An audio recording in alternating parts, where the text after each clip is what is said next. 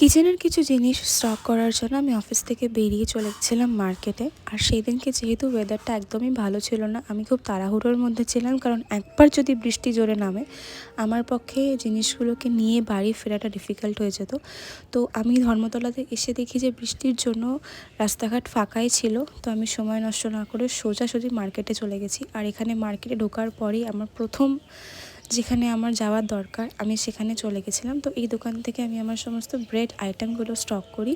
আর দাদাকে লিস্ট আমি ধরিয়ে দিয়েছিলাম, সেই লিস্ট অনুযায়ী দাদা আমাকে সমস্ত মাল দিয়ে দিয়েছে। আর সেটাকে আমি গুছিয়ে এই ব্যাগের মধ্যে নিয়ে নিচ্ছিলাম, বিকজ অনেকগুলোই মাল ছিল আর যেহেতু অনেকটা দূরে যাবে তাই আমি বললাম দাদাকে তুমি একটু ব্যাগটা ধরো, আমি আমার সুবিধা মতন জিনিসগুলোকে গুছিয়ে নিই, নাহলে ঠিকঠাক করে না নিয়ে যেতে পারলে আমার সমস্ত জিনিস নষ্ট হয়ে যাবে।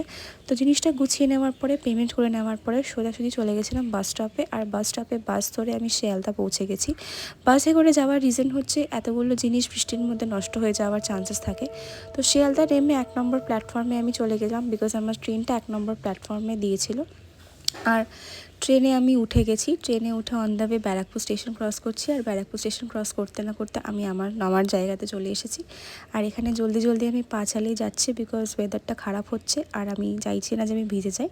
তো এখানে আমি বাড়ি চলে এসেছি। অ্যান্ড আজকের মতন সবাইকে জানাই হচ্ছে টাটা, গুড নাইট।